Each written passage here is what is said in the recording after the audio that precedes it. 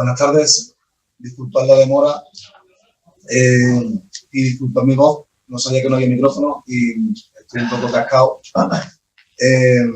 Muchas gracias por venir, sobre todo teniendo en cuenta que es la única charla, creo, quizá una de las únicas que no se ha anunciado, no se ha promocionado, salvo en el programa. Gracias por el esfuerzo de venir igualmente, de traeros de cariño estar aquí y por venir a apoyar la iniciativa. Vamos a hablar de psicogeografía, que es un concepto muy amplio, muy raro y muy difícil de entender, pero del que habéis leído, sobre el que habéis visto películas, sobre el que habéis visto de todo, porque es un concepto tan amplio y tan embrincado en la ficción que probablemente lleve con nosotros desde el inicio de la literatura. Esta misma tarde, porque a veces las conversaciones sobre una charla o una mesa redonda se prolongan tanto que el mismo día en el que se va a dar la charla, la gente se sienta a comer y empieza a hablar del concepto del que van a hablar un par de horas después y empiezan a surgir cosas que ni siquiera se habían planteado a pesar de haberse llevado meses documentándose y hablando del tema y tomándose en serio un trabajo de investigación para hablar de un tema tan complicado como digo, como es la psicogeografía. Yo mi presencia aquí hoy es meramente testimonial, voy a intentar conducir a estos amigos y estas amigas a que no se vayan mucho por las ramas para no ir mucho de tiempo. Y bueno, os voy a presentar muy brevemente, porque insisto, no tengo mucho tiempo. Todo el mundo conocéis a Cristina Jurado, quien no la conozca pues es que no tiene vida. Cristina Jurado, Nieves Mories, Roberto Balcual y Albert Carmón. 4 figuras y 4 personas que se han dejado los ojos intentando conseguir una charla de algo tan amplio que pudiera entrar en 45 minutos de discurso. Así que yo voy a callarme, voy a pasar a la palabra creo que a Albert, que va a explicar un poco el concepto de psicogeografía y después entraremos en materia. Gracias por venir de nuevo. Buenas tardes. Voy a intentar chillar, pero mi mente irá bajando poco a poco, pero luego cómo lo escribo. Mira, lo vamos a repartir así porque el tema del tiempo. Ahora hago 5 cèntims, que es un catalán de lo que es un poco la definición de psicogeografía, y entonces iremos cronológicamente pues hablando de distintos autores y distintas relaciones con el mismo. Y luego pues abrimos un turno de debate y preguntas. Entonces, me sabe mal porque aparte de la definición, el primero soy yo, entonces parecerá que hablo mucho, pero entonces, el tema es el siguiente, existe toda ya una literatura de viajes que hoy estamos hablando desde la Ilíada de la Odisea, ¿no? Luego existe una tradición de viajes moderna que algunos fechan con Goethe y el viaje a Roma y Venecia, que sería el primer Erasmus, un poco. Y luego, bueno, pues ya toda una tradición de paseos, que ya es un poco, no es la reconstrucción total, pero forma parte de la construcción del viaje como hecho colonial, ¿no? Y después de esta literatura ya de paseos, llegamos a una literatura narcisista, totalmente del yo en relación con el espacio y también política, por todos los acontecimientos políticos del siglo anterior, ¿no? Entonces, no hablaremos tanto del tema de la literatura de viajes en general como desde nacimiento, psicogeografía de forma oficial con esta palabra, hasta Cristina acabará con lo más moderno, que es la más moderna. Entonces, la palabra, si no me fallan mis apuntes, se la inventa un tal Kabyle en 1953. Pero donde la cosa coge auge es con los situacionistas, que son una especie de postcomunistas muy influenciados, por ejemplo, por gente como Lefebvre, que hace teoría marxista del espacio urbano, ¿no? Y ellos desarrollan un método que conforme vayamos avanzando iréis viendo que se va pervirtiendo totalmente, que era de análisis urbano a partir de, pues, una deriva, ¿no? No ir perdido por la calle, ahora estoy haciendo, es ir deambulando, ¿no? Es el concepto de deriva y luego lo especificaron, pues al inicio las tenían que ser, pues, derivas de 3 personas, un día parando 2 veces, y luego cogían un mapa y ponían un vaso, trazaban la circunferencia y tenían que hacer la ruta exacta, ¿no? Y pues esta es como la psicografía situacionista, que en general era muy de hombre blanco, las cosas como son. Y anécdota divertida que de esta época existía un señor que era inmigrante en Londres, no sabía decir yo ahora de qué etnia, y el tema es que él hizo un texto de psicografía curioso porque por su color no le dejaban entrar a los lugares y por lo tanto era bastante distinta al resto de textos comunistas, ¿no? Y el propio Guy Debord, que es quien llevaba la Internacional Situacionista, pues se lo canceló por no cumplir con el régimen de plazos para entregar el documento, ¿no? Y esto es un poco, no sé si lo he explicado bien, no lo he explicado bien, la psicografía. Digamos que es esto, un análisis materialista, postcomunista del entorno urbano, ¿vale? Si queréis añadir algo mi definición. Bueno, tal y como define la psicografía de Debord, es una cosa muy sencilla. Él dice que la psicografía es la ciencia, entre comillas, que se dedica a investigar cuál es la influencia que tiene el entorno urbano y la geografía en las emociones de la gente. Bueno, es como que investiga la geografía, es como que investiga el urbanismo y muchas otras ciencias. Entonces, básicamente lo que él le interesaba era qué es lo que pasa si tú sales a pasear en una ciudad sin un destino fijo, te vas fijando en las cosas, te dejas llevar allí por donde te lleve la mente y luego al final del día te das cuenta de las cosas en las que te has ido fijando y la conexión que tienen esos lugares, la conexión simbólica que tienen para ti esos lugares. Y eso en realidad te está revelando un montón de cosas acerca de tu propia psique, acerca de qué es lo que te interesa, lo que eres, etcétera, etcétera, y construyes una especie de ficción. Y a partir de ahí, luego ya en los años 70, sobre todo, pues empezaron a surgir muchos escritores que empezaron a estructurar sus novelas en función a paseos y a observar la ciudad. Que era algo que es de lo que estaba hablando Albert, que ya se había hecho antes. Se había hecho en novelas tan importantes y tan populares como Ulises de Joyce o La Sisalogoy de Virginia Woolf. Lo que pasa es que hay determinados escritores que empiezan a aplicar pues este concepto de la psicografía y de la observación de la ciudad, lo empiezan a aplicar a una literatura más de corte fantástico. Y ahora vamos a ver dónde acaba todo esto en la literatura actual, que nos lo va a contar Nieves y Cristina. Sinclair. Habla de Sinclair, que este autor, y Ian Sinclair, es un autor inglés que es el que pone de moda el término psicogeografía dentro de la literatura inglesa de finales del 70, los años 70. Exacto. Sinclair es un poco el ejemplo de oro del que Javier Calvo, un autor, se quejaba siempre de hemos traducido todas las influencias de Sinclair, pero nadie ha traducido a Sinclair, hasta que lo hizo. Es un poco triste, pero bueno. El tema, no sé, ¿esto está grabado? Sí, está grabado. Estupendo. Da igual. El tema es que, a ver, Sinclair hace trampa, él lo explicará mejor porque ya hay, Sinclair es de Londres, ya hay toda una tradición mística de Londres con William Blake y 20.000 otros, pero hace un poco de trampa. Pero el tema es el siguiente.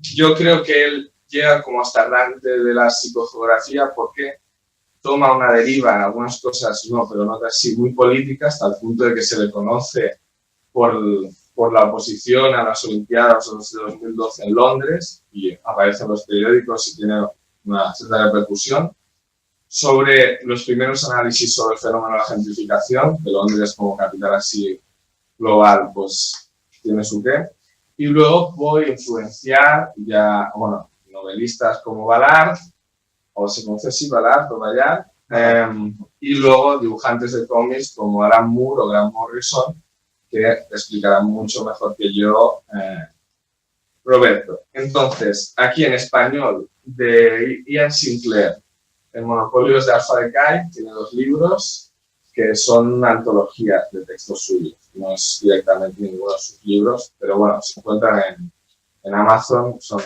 como plaquettes de los poetas de antes, con fotos. Entonces, sus 2 artículos así como más que creo que marcan las 2 líneas del género que me sirven para explicar un poco lo demás, es Nicholas Housemore, sus iglesias y bla, bla, bla, no vamos a apuntar.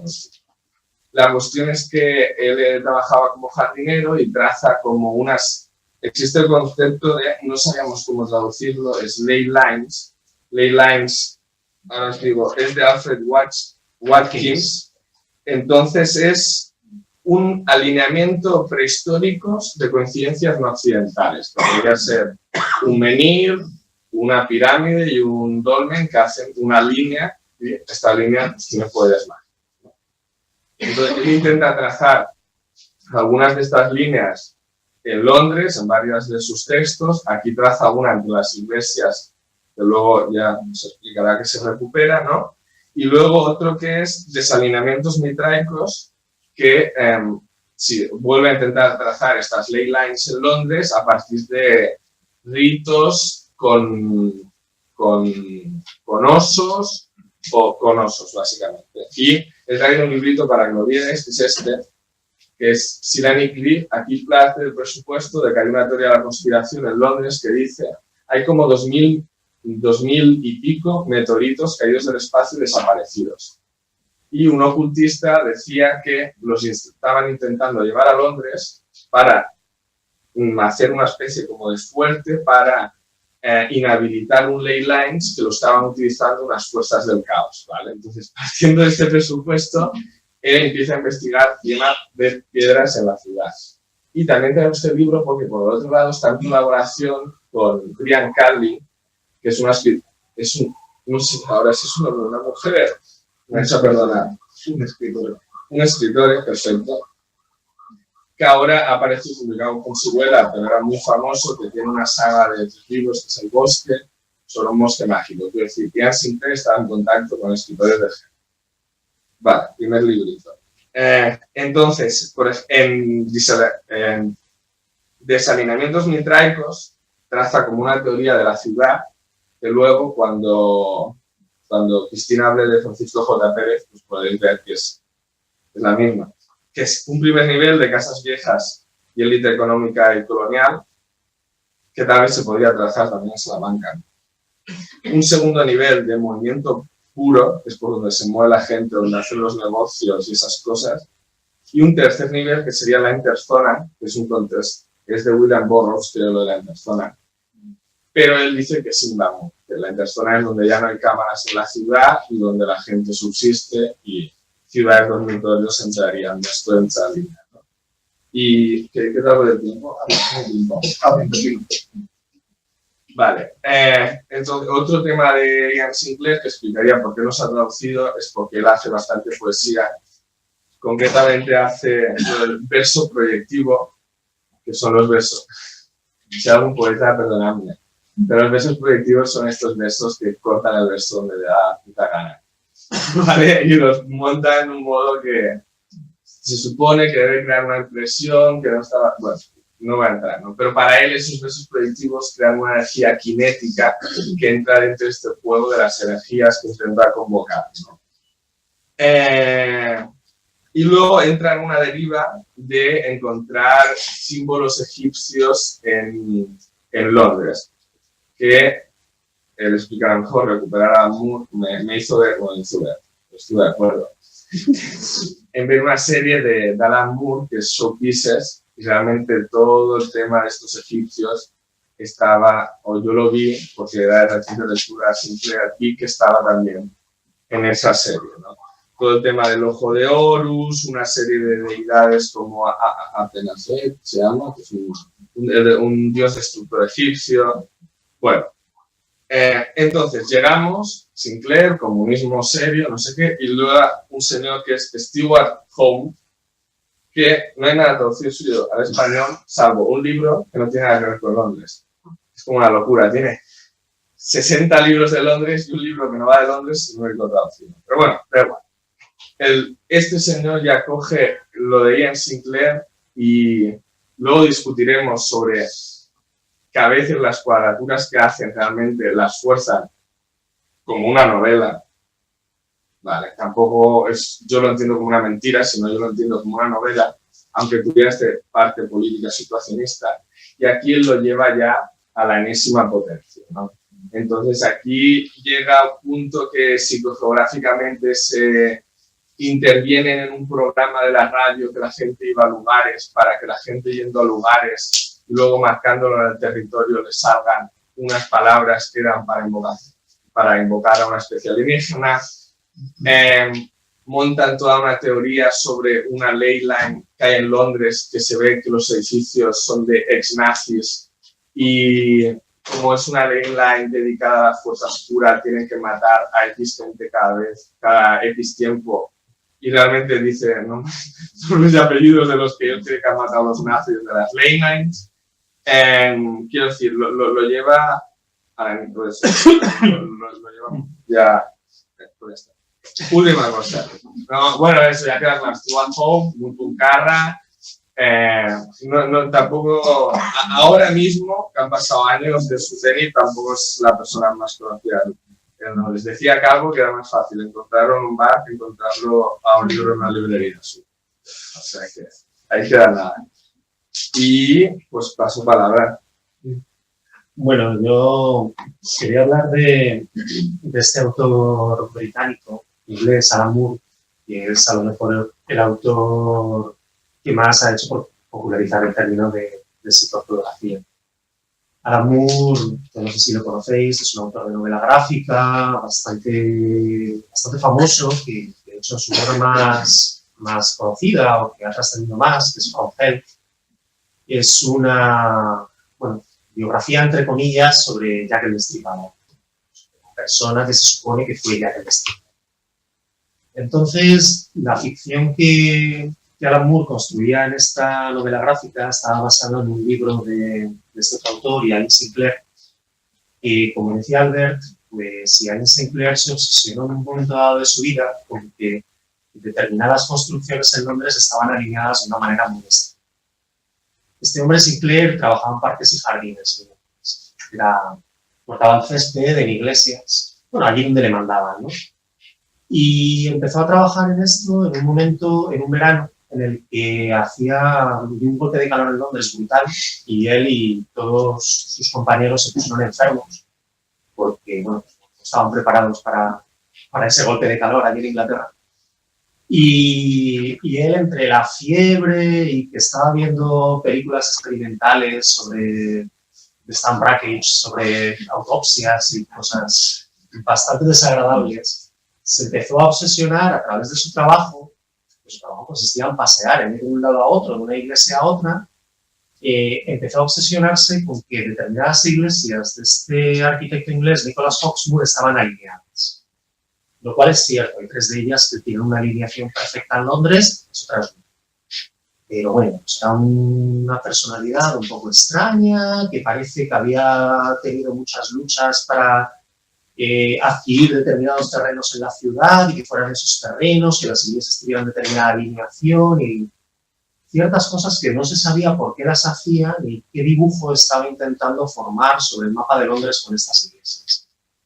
Entonces Sinclair se obsesionó con una cosa muy interesante, y es que este Hawksmoor tiene 2 iglesias en Londres. Una de ellas está en Whitechapel, que fue el barrio donde mataron a las 5 prostitutas, por el que el Destripador mató a estas mujeres, alrededor de esta iglesia de Hawksmoor. Pero es que hay otra un poco más al sur, en el Easter, que se llama St. George's in the East, que ahí ocurrieron otros sucesos bastante sangrientos unos años antes, que se llaman los asesinatos de la calle Radcliffe, que fueron los primeros asesinatos que hoy en día se consideran cometidos por un asesino en serie. Esto es simplemente porque en aquella época estaba empezando la prensa en Inglaterra. Entonces, la figura del asesino en serie es una figura que solo existe a partir de la creación de la prensa, porque digamos que es una figura que le alimenta a la prensa, porque son las noticias de los asesinatos lo que hace que el asesino siga asesinando. Entonces dio la casualidad de que los 2 asesinos en series más importantes de la historia occidental en el siglo XIX ocurrieron al lado de los 2 iglesias de Hawksmoor.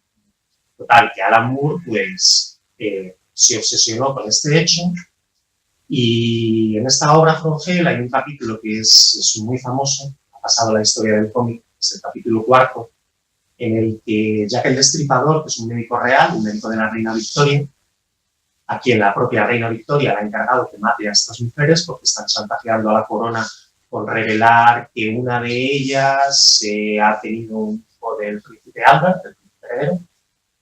Pues este personaje, Jack el Destripador, se obsesiona, es un masón que tiene determinados conocimientos ocultistas y se obsesiona con que hay determinados lugares en Londres que tienen ciertas resonancias místicas o ocultistas que están alineados de una determinada manera.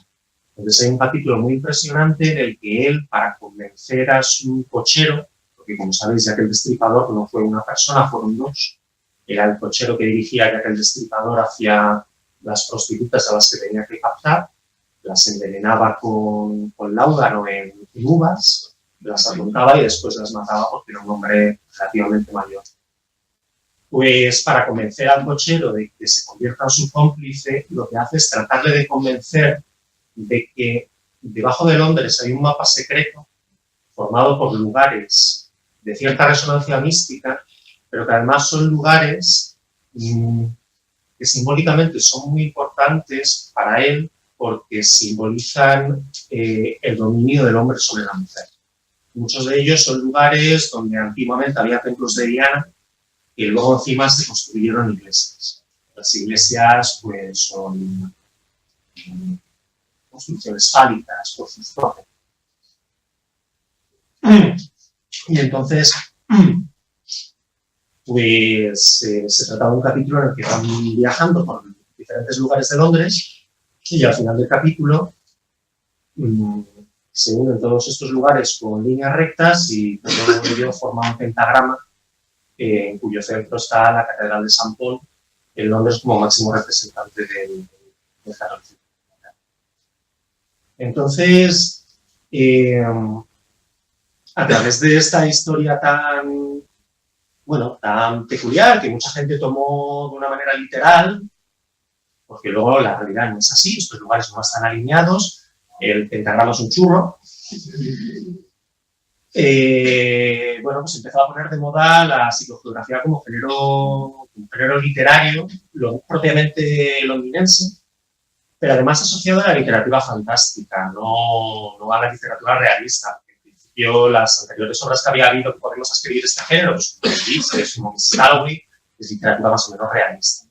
Y entonces de aquí nace la idea de que debajo de las ciudades hay otras ciudades ocultas que en realidad no son ciudades reales, son ciudades simbólicas y que podemos utilizar en nuestras ficciones para digamos, reconstruir la realidad, ¿no?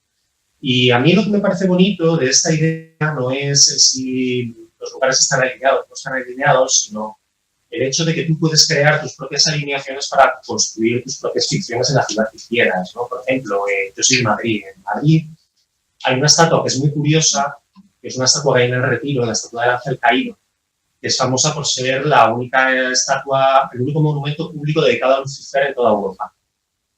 Además, da la casualidad de que este monumento, porque Madrid está bastante alta, está construida a 666 metros por encima del nivel del mar. Por lo cual el arquitecto eligió el lugar apropiado. Además, en Madrid hay más estatuas satánicas, pero forman parte de la estatuaria privada. Y hay una en la plaza de San Miguel, me parece que la puedes ver desde un balcón y si trazas una línea desde el Ángel Caído hasta ahí y las tiendes, pues un poquito más allá en la línea tienes el lugar donde Mateo Morral intentó matar a Alfonso XIII, ¿no? Y entonces, claro, lo chulo de esto es que esto es una farsa, esto es un fraude. Si tú extiendes una línea indefinidamente te vas a encontrar con lugares simbólicos que se ajustan al esquema mental con el que has partido inicialmente, ¿no?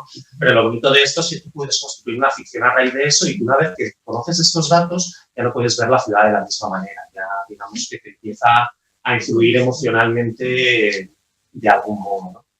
Y bueno, pues ahora vamos a ver otros ejemplos de otros autores que se han valido de estos métodos o otros parecidos para convertir la ciudad en un personaje, en algo que influya a sus protagonistas de una manera pues, narrativa. A mí me gustaría empezar hablando, más que nada, porque los otros dos autores de los que os quiero hablar tienen muchísimas cosas en común. Me gustaría empezar por el tercero en Discordia, más que nada porque me parece un un autor bastante único y que pocas veces se le menciona como autor de literatura de género, que es Salman Rushdie. Él se dio a conocer con los famosos versos satánicos, que es un libro muy famoso que casi no conozco a nadie que haya leído. Y sí, es uno de estos libros que tienen su propia leyenda a la espalda, pero que, bueno, nadie sabe exactamente de lo que habla. Y el otro es El suelo bajo sus pies. Esos dos libros comparten características en común que el autor define como otredad. Yo no conocí la psicogeografía como psicogeografía hasta que me dijeron, no, mira, que sí que la conoces. Lo que pasa es que a lo largo de la historia de la literatura, sobre todo, cada autor le ha dado el nombre que mejor le ha venido. Salman Rushdie utiliza ese término, otredad. Sobre todo es muy interesante ver cómo está construido los versos satánicos, porque construyen, el ejemplo más claro está en la ciudad de Bombay. No hay una sola Bombay. Está la Bombay de la que parten los protagonistas, ellos despegan en un avión. Está la Bombay a la que vuelven cuando... Bueno, el libro comienza cuando esas dos personas caen del avión y sobreviven. Está ese Bombay al que ellos vuelven y luego está otro Bombay totalmente distinto que se genera a través de alucinaciones por esos versos pervertidos, malinterpretados, que se le cuelan, sobre todo a uno de los protagonistas, en la cabeza. Y él construye otra posibilidad totalmente distinta a su alrededor. Llega un momento en el que ya no sabe qué es real, qué no es. Tú como lector tienes que hacer un gran ejercicio de fe para aceptar que en el fondo todo es real. Incluso construye el autor una versión del Corán bastante interesante. Si ya de por sí los textos de cualquier religión judio-cristiana son muy psicogeográficos y puedes analizarlos, ese Corán es a la vez el Corán de verdad, es un Corán alternativo y totalmente deforme, y es a la vez una historia moderna, y todo solo está ocurriendo simultáneamente en la misma línea temporal, y la verdad es que como ejemplo psicogeográfico, Salman Rushdie es una autora a tener en cuenta. Los otros dos autores de los que me gustaría hablar ya son bastante más conocidos y tienen muchísimas cosas en común, más que uno, porque uno es discípulo de la otra y él mismo lo reconoce, son Shirley Jackson y Stephen King. Los dos comparten su capacidad de observación del medio que les rodea, que es un medio entre lo rural y lo urbano, pero sobre todo lo urbano pequeño, los núcleos de ciudades más recogidos, más concentrados dentro de sí mismos. Y Shirley Jackson, yo me di cuenta, bueno, ahora se ha puesto de moda la serie de La maldición de Hill House, afortunadamente el libro no tiene nada que ver con esa serie. Hay muchas similitudes entre ese libro y otra de sus obras más famosas, la de Siempre hemos vivido en el castillo. Aquí entra el concepto de casa encantada, pero que no está realmente encantada por fantasmas. Está influenciada por todo ese entorno geográfico que tiene a su alrededor, que es el que pervierte lo que hay dentro de la casa. El exterior es el que lleva esa maldición adentro. Si tomamos como ejemplo The Haunting of Hill House, esa casa no está encantada por fantasmas. Esa casa está encantada por la gente de fuera y sus circunstancias personales. Toda esa carga de la ciudad que ellos llevan encima es la que hace que esa casa sufra ese encantamiento. Igual que perdón, la garganta seca. Siempre hemos vivido en el castillo. Los sucesos que ocurren dentro de la casa donde viven las protagonistas están condicionados por todo un pueblo, las reacciones de ese pueblo y cómo ese pueblo reacciona sobre la casa y sus habitantes. No hay encantamiento en el fondo. Y eso tiene una relación directa con, sobre todo, dos obras de Stephen King, que son El misterio de Salem Slot e It. En El misterio de Salem Slot se repite el mismo patrón. Hay una casa, hay un pueblo, ¿y qué fue antes? El pueblo como personaje, como ente vivo.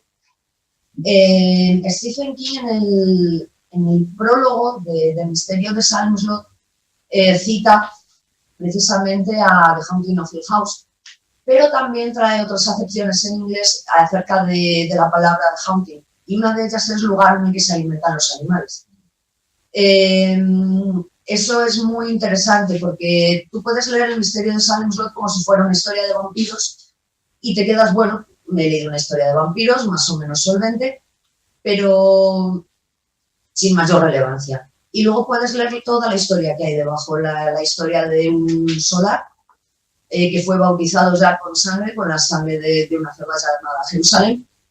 Y con estos comienzos, con esas mimbres, ya se construye todo un entorno muy perturbado y muy enfermo a su alrededor, que es lo que da lugar a la Casa Marston.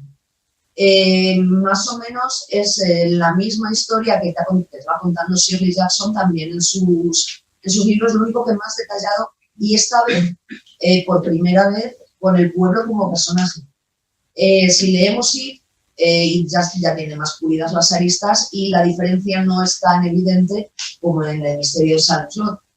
Pero aún así sigue habiendo un pueblo que es Derry, en el que ya no estamos seguro de si el pueblo está enfermo y es lo que ha atraído al mal, o es el mal lo que ha enfermado al pueblo. Probablemente la respuesta correcta sea la primera.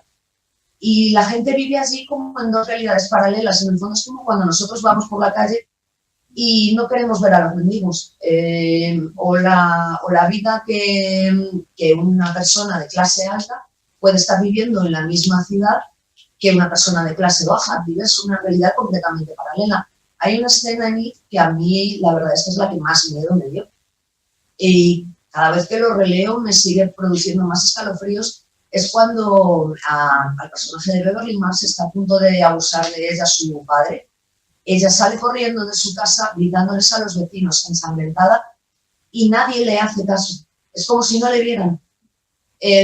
Hay gente sentada en los portales, hay gente paseando por allí. Nadie ve la sangre, nadie ve gritando a una niña que pide auxilio de su propio padre. Y todo el mundo le ignora. ¿Por qué? Porque en Derry es más fácil mirar hacia otro lado y vivir en ese otro pueblo que está acostumbrado al mal, que convive con él, que es feliz con él y que prefiere no ver nada. En Derry también tenemos la dualidad de el mundo que ven los niños pequeños y el que vemos los adultos y me están cortando, lo siento. Así que, Cristina, por favor. Bueno, yo voy a hablar, que hablo siempre, que es de China Merrick, que es quizás uno de los autores, yo creo que tiene una gran relevancia porque estamos hablando de literatura de género y bueno, creo que lo hemos hablado en alguna ocasión, en una charla anterior, es una literatura híbrida, weird, con elementos de ficción, fantasía y terror, y prácticamente en todas sus obras está presente la psicogeografía, de manera que cuando le he preguntado a Eric para que le diera algunas directivas, porque yo iba a hablar de él y de su obra y de sus obras en esta charla, me dijo que es un tema tan amplio que es que o me haces preguntas concretas o podríamos estar hablando años y años, porque en todas sus obras si hay un personaje más es pues la ciudad, sobre todo Londres, de una u otra manera suele ser Londres o un trasunto de Londres. Desde sus comienzos con Kim Rack, que muestra un Londres un poco pues, de los deprimidos, de los marginados, que existe pero que nadie ve, a un Lundun, que es más una obra juvenil, pero también está directamente conectada con otro autor que no hemos mencionado, pero que también merece la pena que lo mencionemos, que es Neil Gaiman con Everywhere. Está lo que hablaban anteriormente en mis compañeros, esa ciudad que es underground, que está bajo tierras, que no es evidente, pero que existe, y que de alguna manera se da a conocer cuando se traspasa un portal, no en el sentido de que, tal como entendemos, un portal a otras dimensiones, pero sí hay una puerta o hay un suceso que hace que algo cambie y un personaje que vive sobre la ciudad que todos vemos o la ciudad que conocemos, pues participe de esa otra ciudad. Una de las obras más creo que todo el mundo la conoce, o que además es adaptada por la BBC, que es la ciudad y la ciudad, donde se habla de las ciudades superpuestas, que son ciudades de países distintos, pero que son vecinos unos de otros, que no pueden ni siquiera percibir al otro, desven, desperciben, desoyen al otro, y eso, que son, los ciudadanos están entrenados para no ni siquiera, la palabra en español no sé exactamente cómo es, acknowledge, reconocer que existen otros. Me parece muy interesante, pero además en Kraken, que es una historia también sobre, realmente es como es un circuito a través de Londres buscando un pulpo que estaba en el museo de ciencia natural, en forma enorme y que desaparece, después hay un bulto, etc. En fin, es como digo, la puerta a una ciudad oculta. A mí lo que me interesa de lo que quiero transmitir es que realmente muchas veces en lo que describe no es que esté realmente oculto a nuestros ojos, sino que nosotros decidimos no verlo. Lo hace tan evidente que nos damos cuenta a través de sus narraciones fantásticos, ciencia ficcioneras, muy weird, que existe. Y también en la trilogía de Bachelard, con la estación de la calle Perdido, etcétera, también tiene una gran importancia la ciudad con distintas áreas donde donde viven distintas especies y sus interacciones. Simplemente quiero comentar un par de autores españoles que son Francisco J. Pérez y Colectivo Juan de Madre, que tienen obras consagradas, bueno, no sé si consagradas, pero donde la psicografía es muy evidente. Por ejemplo, Francisco J. Pérez con Teratoma, hay otras también dedicadas. El Barcelona está siempre muy presente en la obra de este autor. Hay un relato que nosotros publicamos en Supersonic, que es Carnografía, que también es muy interesante. Si me dejas guardarte 30 segundos, leo una frase de Carnografía para que se vean los ecos estos desde Sinclair a Francisco J. Pérez, pasando por Ballard, que dice: persisten en su ciclo migratorio adictado del desagüe. Piensa en esto: la meridiana es la ordenada que se articula como puerta en el norte, vía férrea rodada, que alimenta la ciudad de trabajadores y mercancías, lo que pasaba antes del segundo ciclo. O ponlo al paralelo. Si el paralelo es el símbolo, la meridiana es herramienta. Si aquel es inclusivo, esta ha servido como exclusión y expulsión de excedentes materiales humanos, sistemas digestivos. Y simplemente mencionar al Colectivo Juan de Madrid, uno de los textos más interesantes aparece en una antología que es Combustible Lovecraft, donde habla de lugares que no aparecen en los mapas. Eso también me parece muy interesante y yo incluso he visto aquí hay libros sobre lugares a nivel internacional que no existen en los mapas, que no aparecen en el punto fijo de los mapas. Bueno, eso también lo quería contar. Campana y se acabó. Lo sentimos, no hay turno de preguntas, se nos ha ido el tiempo. Muchas gracias por venir y si tenéis dudas, estamos fuera. Gracias.